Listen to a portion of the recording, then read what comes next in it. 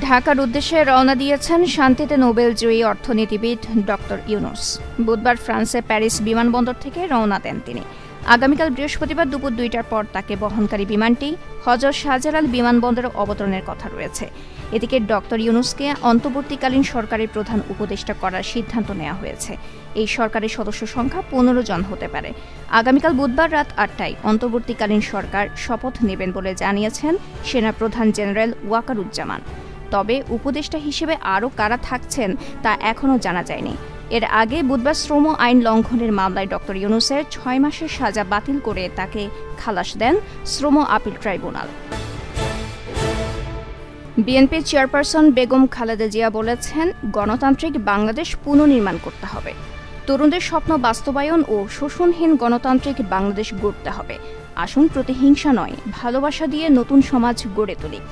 বুধবার বিকাল ৪:৩০টার দিকে রাজধানীর একটি হাসপাতাল থেকে নয়াপল্টনে দলটির কেন্দ্রীয় কার্যালয়ের সামনে আয়োজিত এক সমাবেশে ভার্চুয়ালি যুক্ত হয়ে এসব কথা বলেন তিনি।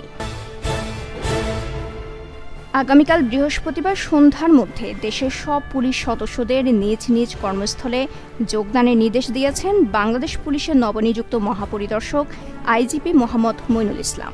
বুধবার বিকেলে এমন নির্দেশনা দেন তিনি।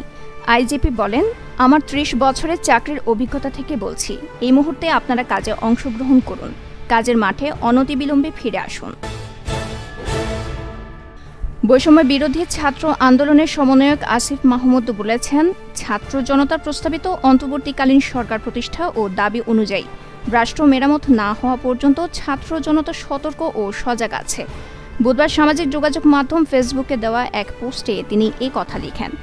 গণ অভ্যুত্থানে গঠিত অন্তর্বর্তীকালীন সরকারের দায়িত্ব হবে ছাত্র নাগরিকের আশা আকাঙ্ক্ষার বাস্তবায়ন করা।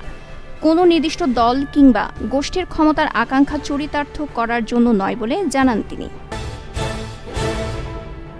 গেল মঙ্গলবার পাকিস্তান সফরে যাওয়ার কথা ছিল বাংলাদেশ এ দলের, কিন্তু দেশের অস্থিতিশীল পরিস্থিতির কারণে নির্দিষ্ট সময়ে সেখানে যেতে পারেননি বাংলাদেশের ক্রিকেটাররা। পাকিস্তান সফরের জন্য তাই নতুন সূচি প্রকাশ করল বাংলাদেশ ক্রিকেট বোর্ড বিসিবি। আজ বোর্ডের পক্ষ থেকে আনুষ্ঠানিক বিবৃতিতে বিষয়টি নিশ্চিত করা হয়। নতুন সূচি অনুযায়ী আগামী ১০ আগস্ট পাকিস্তানের মাটিতে পৌঁছাবে বাংলাদেশ এ দল।